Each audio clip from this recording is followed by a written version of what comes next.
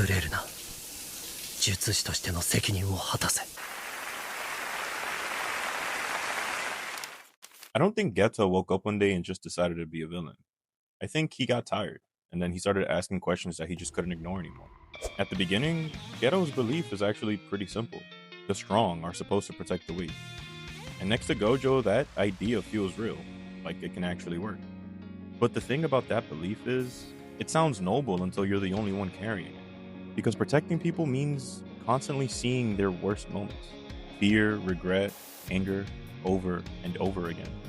And for Geto, it's not just seeing it, he literally absorbs it. Every curse he takes, it's born from those emotions. So it's not just a job, it's something he has to live with, physically. Then you have Riko, and I think that's where something really shifts. Because she wasn't just another mission, she was a person, she had a personality, and she had things that she wanted. And even with all that power around her, it didn't matter. They still couldn't save her. And it's not like Geto to break right there, it's quieter than that. It's more like something stops making sense the way it used to. Because right after that, the work doesn't change. He still goes on missions, he still absorbs curses, and he's still told that this is what it means to be a sorcerer. But now, there's this thought in the back of his mind that won't go away. Why are we the ones who have to suffer for this? Why does it always come back to us cleaning up something that we didn't create?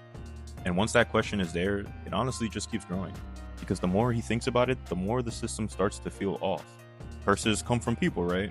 Sorcerers exist to deal with curses, so no matter how much they fight, the source never actually disappears. And I think that's the part that really gets them. It starts to feel less like they're protecting people and more like they're stuck in a loop that never ends. At some point, that turns into a different kind of question. If the problem keeps coming back, then are we really solving anything? And then this is where it gets uncomfortable, because we all know Geto didn't just suddenly become irrational. If anything, he's being more logical than ever. He just follows the idea all the way through. If curses are born from humans, then removing curses means dealing with humans. And that's the shift. Not in his goal, but in who he thinks that goal should apply to. Because I don't think Geto ever stopped wanting a better world. I think he stopped believing everyone belonged in it. And that's what makes his character hit so hard. It doesn't feel like a random fall from grace. It feels like a slow change that kind of makes sense at every step, until you look up and realize just how far he's gone. And when you put him next to Gojo, it makes it even clearer. They both saw the same world. They both experienced the same failures. But when Gojo tries to change the system, Geto decides the system itself isn't worth saving. And I think that's what Geto really represents. Not just someone who lost his way, but someone who couldn't reconcile what he believed with what he kept experiencing. And instead of letting that contradiction sit there, he resolved it in the only way that made sense to him. Even if that resolution turned him into the very thing he used to fight. The Culling Game arc part 1 just finished, which by the way was amazing. I didn't think season 3 was going to be this epic. So I'm excited for part 2 when it comes out in January.